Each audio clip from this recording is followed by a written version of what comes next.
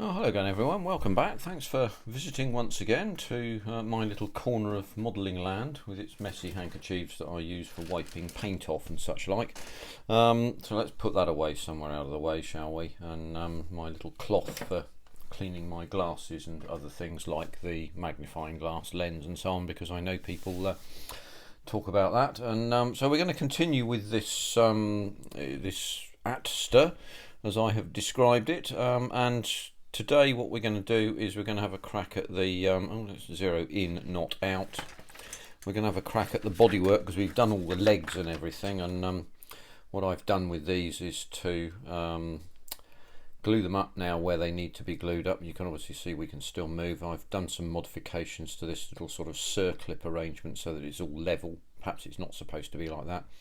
And also sort of brought in some gap filling here, so that when we put a bit of paint and a bit of primer over this, it looks a little bit better.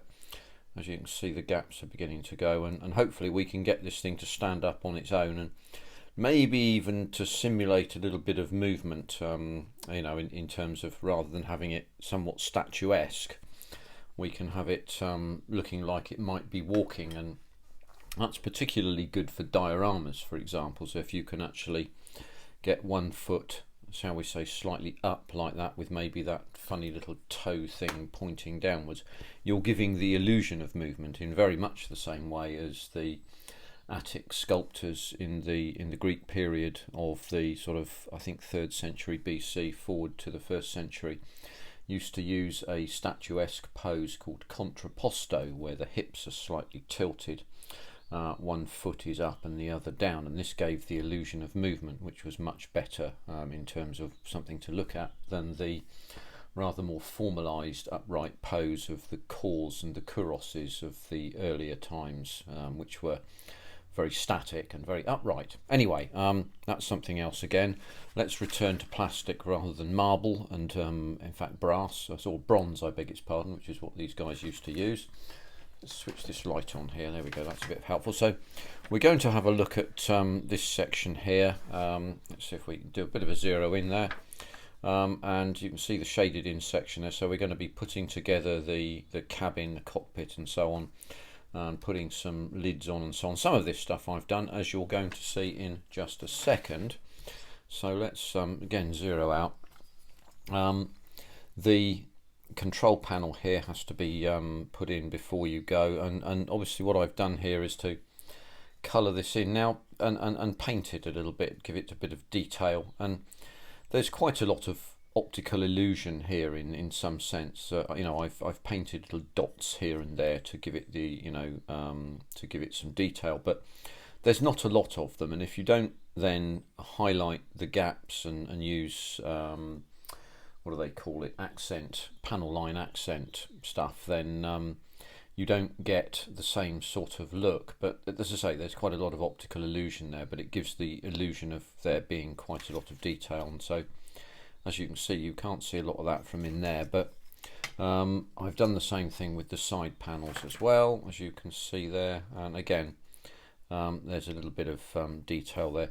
That's come through still slightly glossy, not matte finished, but I'm going to leave it like that because actually you won't see an awful lot of this, and maybe it'll look a little bit brighter inside as a result of having this sort of glossy finish. But again, you can see all that stuff there. That goes that way up, and the last bit is the seating and the panels there, and you can see again that I've put in some the seat belts there, and as you can see, I've removed the receptacle which is inserted into the driver's arris. I wouldn't want it to be an Imperial trooper driving one of these, because there seemed to be a little square arrangement in there that looked like a toilet, and they seem to surgically remove a bit of this bloke's behind.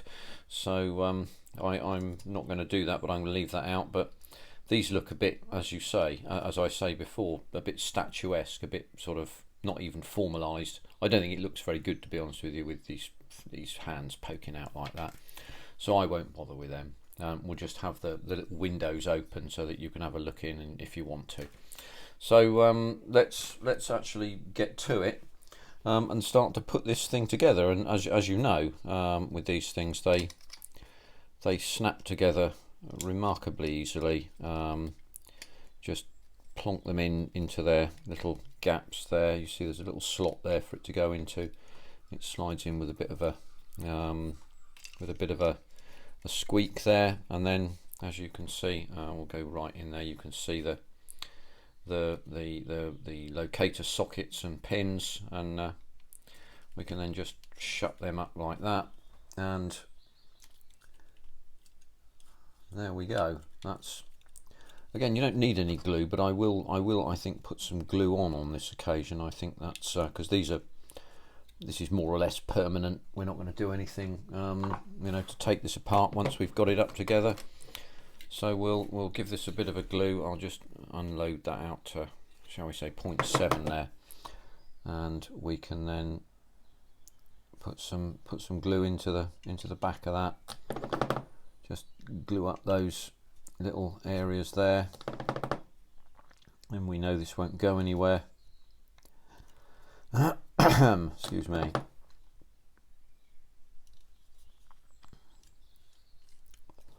And the slots, where are those slots that we wanted to locate into? They're in there somewhere. Just in there, and in there. There we go. And then we can largely forget about this. We don't really need to do anything after that, really. So there we go. I'll put that away over there. So next things next is to put this bit on here. So as you can see, we can zero in again just quickly and see that these slot in there. Get the poker out, we can show you that. These slot into there on both sides here, and then we've got a pair of slots there that go into these sections here. So actually what we might just do here is we can use a little bit of extra thick. Just drop a dab of that in both sides of that. Don't need any more than that. And then we can, well, let's do that on camera for you, shall we? That's probably much more helpful than doing it off. So we can then drop those two little whatnots into there. Of course, this goes in much easier when you're not looking, looking through a camera, of course, as you might. Oh, here we go. Look, there we are.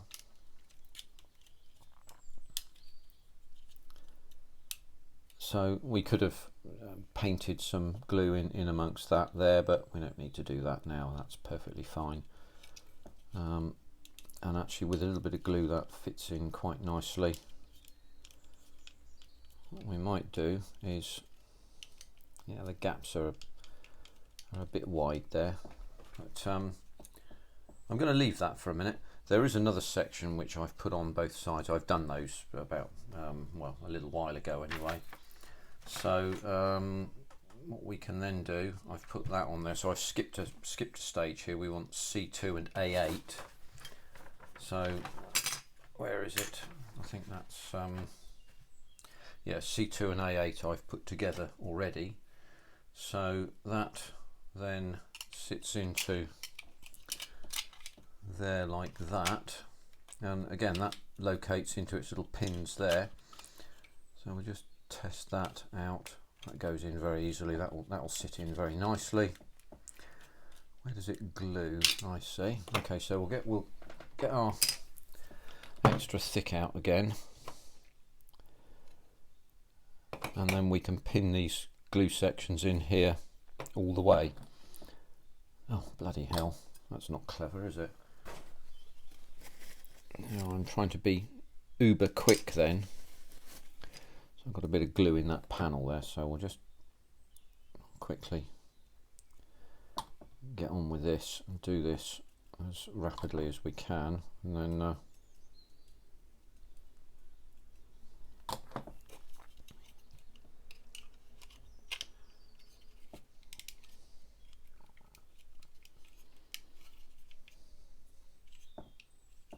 go. Yeah, I was slightly on camera. I was a little bit off camera. So what we'll do is I'll just move myself across a little bit so that I'm absolutely in the central bit. And as you know, I don't do any editing. So if things go wrong, you get to see them. And I had a bit of an accident with the glue bottle there, so that's a lesson to us all to be careful in the future. I don't think I've dropped any glue on there. So those sections are in there, that section's in there like that, and actually, as you'll know, this will, that's a roll away. That bit sits in there, and then that bit sits up in there like that, and then you've got that articulation there. Put that in a while, and then we're there, and then we have to put that back section on here, and that's this one. So we got 4 panels that goes that way up like that, and as you can see, it really all just locks together. It's really quite nicely done that way. Makes the job extremely simple for simple-minded folk like me. We'll just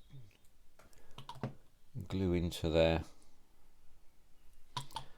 just to make certain that we get a good bond. I think extra thick, but I don't know if anybody thinks differently to me. I think that stuff seems to have the strongest bond of them all. Whether that's because, which way up does that go? Yeah, it goes up that way. Whether it's because it's thick and you put more of it on, I really don't know. And as you can see, this all mates up really jolly nicely. So that's a good enough mate up there and there that I can actually use a bit of I'll use extra thin quick setting for that. I'll just let a capillary action be our friend to put that in there. There we go, like that.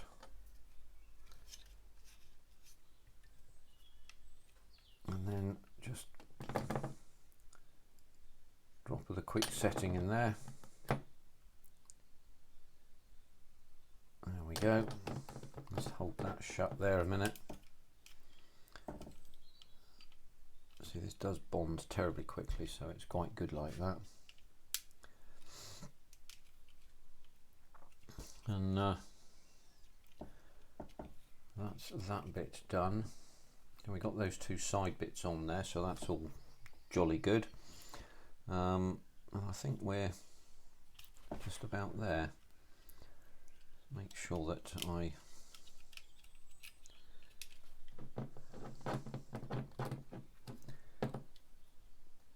just a drop in there. There's not much to do there really.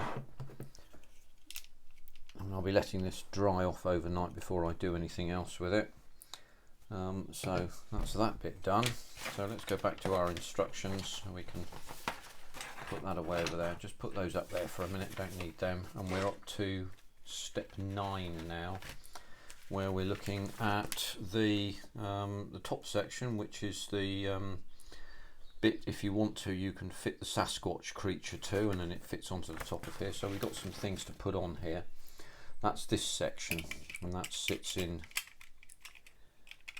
here like that. Now I'm inclined, you know, to actually put that on now, because there are sections to go on already, which I think that particularly this little bar section here might benefit from actually not being jostled when I'm fitting this in. So I'm just going to do a quick test fit here to see how that turns out.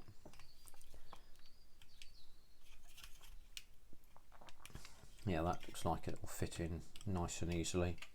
And it gives us an idea as well, of course, about how much light will shine through this and what we can actually see in through this. And truly the answer is not a whole lot, to be honest. So put that away there.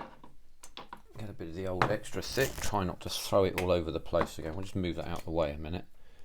In fact, actually, what side? Yeah, what we'll do, I'll glue the top side of this and fetch that in. And yes, in there.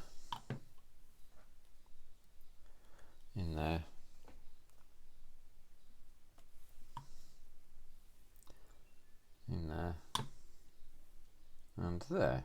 So what we can then do is we'll just drop that back in there. Hopefully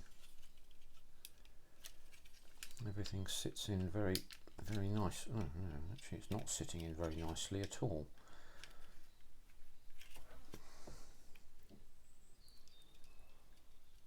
Ah, that's not good. What's happened here then?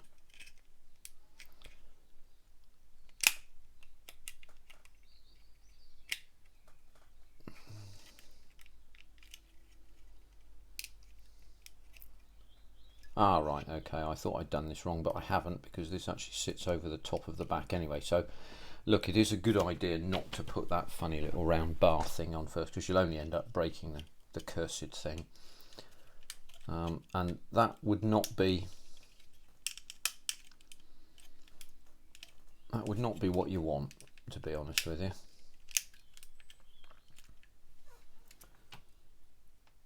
And that seems to, the indication appears to be that it stands a bit proud. That's what it looks like here.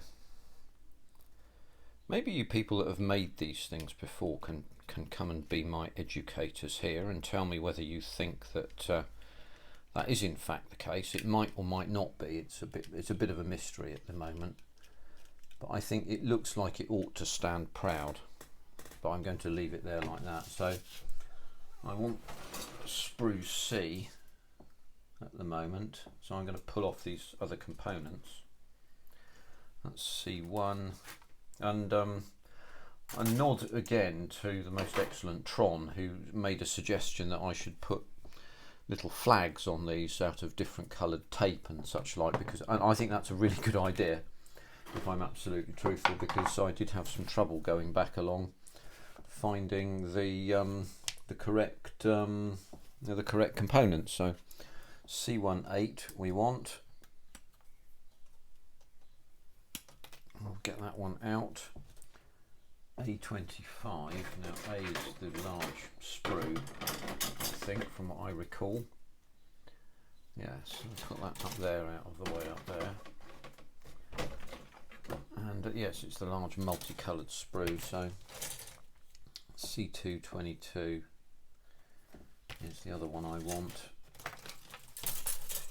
C222 is that one there.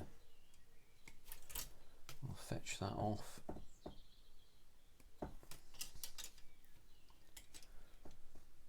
Drop that there and put that away over there for a minute. C1, C222. So they say put that C222 in first and then the C18 in second. We want C13 and A25. C13 is this Johnson here.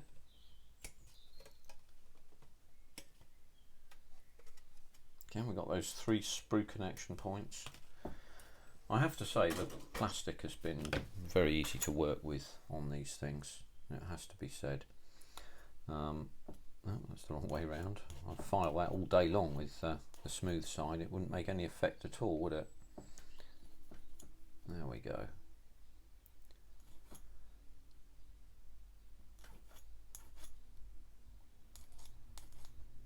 So we'll just clean this lot up here a minute.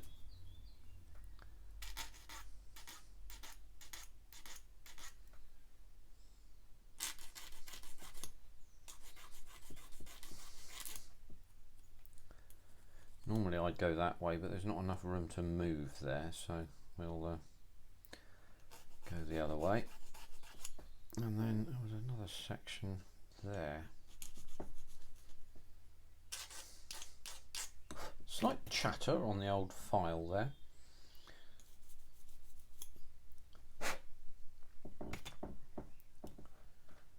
So let's have a look, see where that goes.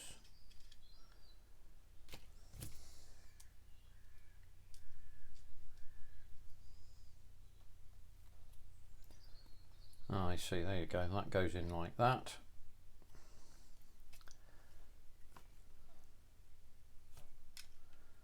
That sits on the top of that. So interestingly, all of that moulding there is completely pointless by the look of it, and actually covers up that effectively disguises that join at the top there. So that is how it should look. So we'll get our glue out and have a quick have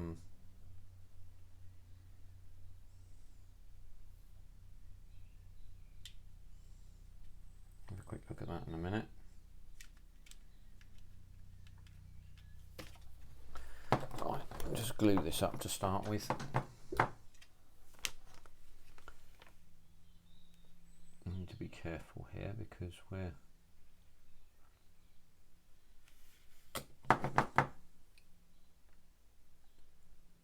gluing across the a surface we can see. There we go.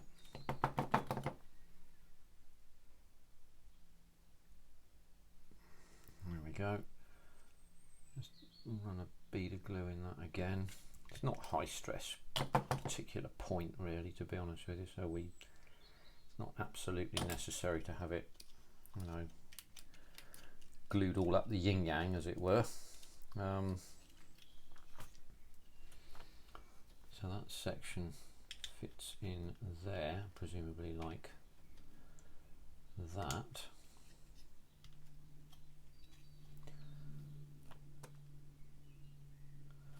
So yeah, I'm inclined actually just to leave that out for a minute, and one can paint that without it being in situ, because that framework might want to be, you might want to weather that a bit maybe. That's probably a thing to do, isn't it?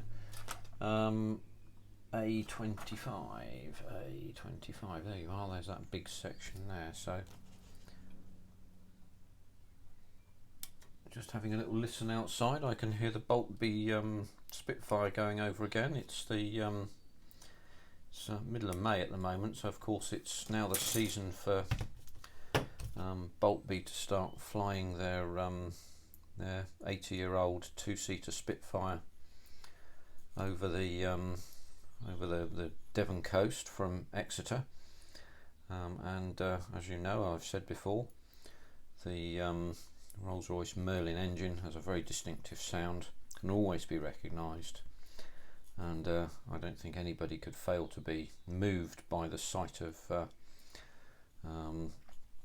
a Mark 9 Spitfire flying over, doing climbing rolls over the Devon coast. I don't think anybody could fail to be moved by the sight and sound of that. So there you go. And the weather actually is extremely good today. The skies are blue, there's about less than 1/10 cloud cover, wind is very light, so it would be a fine afternoon to enjoy a little bit of flying of an 80-year-old aircraft, I have no question.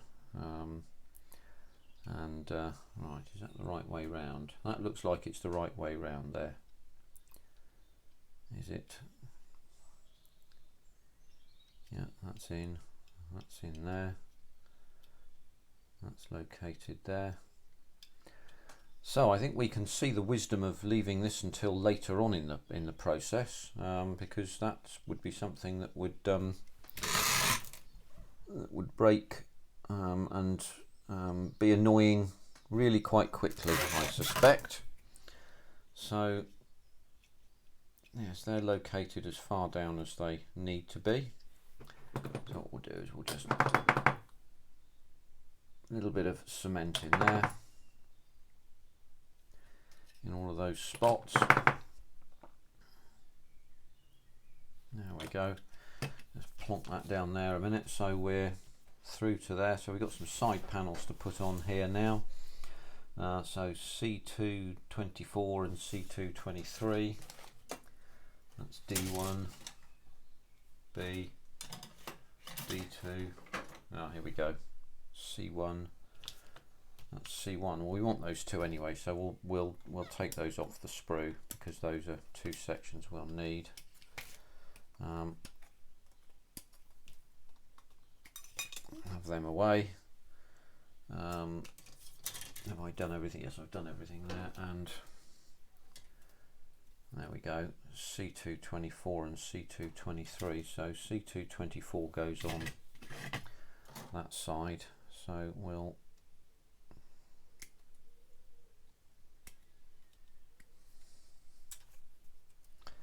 put them sided, makes it easier later, doesn't it? So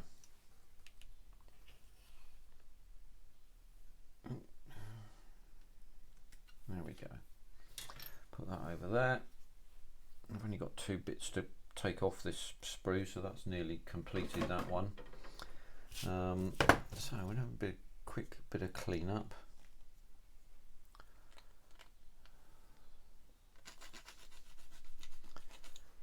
It looked curved, but it was actually straight. So there we go, we can feel a little bit of a... One thing I like about these files, I may have said it before, is that when you're taking off sprue nibs, you can hear the noise change as you take the sprue nib off. Let's see if we can demonstrate that. So we can see a little sprue nib here, and let's just give this a quick rub, and I'll shut my mouth.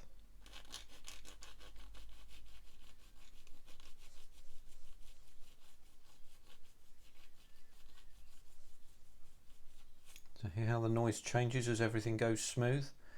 I think that's extremely useful. There's a bit of surface detail on that. So we'll just do the same here. Okay.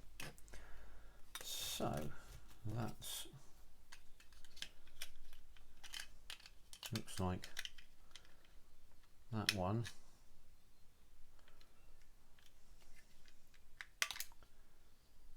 Okay, so we can use the extra thick here. I think we'll do that. Just drop that on there, and that's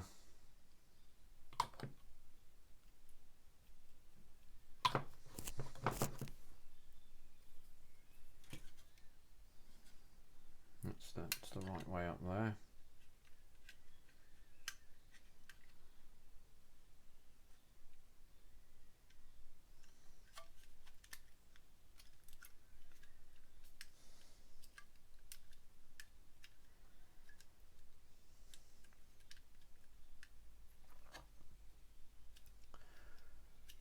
So these armour plates are fairly straightforward to do by the look of it. So what we'll do is I'll just run a bead of extra thin in behind there, just give that a quick hold for a minute. This only takes 5 or 10 seconds to bond. Again, it's not high stress, and much of it probably won't be noticed very much. So there we go. What we'll do is we'll just a little bit of tape just down the bottom there, tape that in there just to hold that shut. That's fine. So let's get the sprue nibs off this.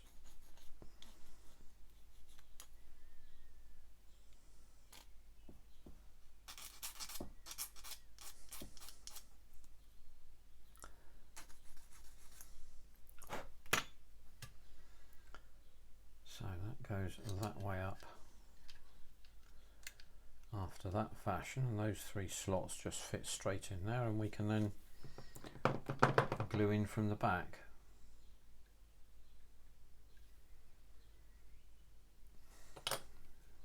Terribly simple, eh? Bit like me. So put that over there, and just put that up there out of the way a minute.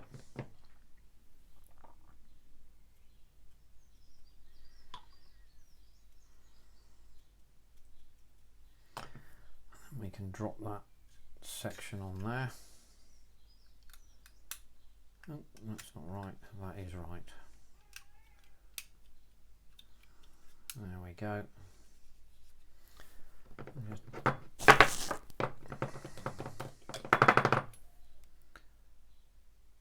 I think these sort of projects are really rather nice in terms of they're quite short term, They don't take a lot of effort, and at times where I know I can get quite involved in detailing things like engines and stuff like that, this makes things really simple, because you can see that the end isn't far away, more or less the whole time, and I think that's quite nice. And I think this is a nice little nice little building project for something to do. As I said, if you spend a lot of time at the modelling table, then this is a little weekend effort that you can dash off, and it's simply a question of really waiting for the paint to dry in some sense, and does make it terribly simple. Oops, that's the wrong way up. Yeah, I wouldn't want to put that the wrong way up, would I? You'd be probably saying to me, now look here, Zinners, don't put these things in the wrong way up, you fool. You would look foolish. So that's that one.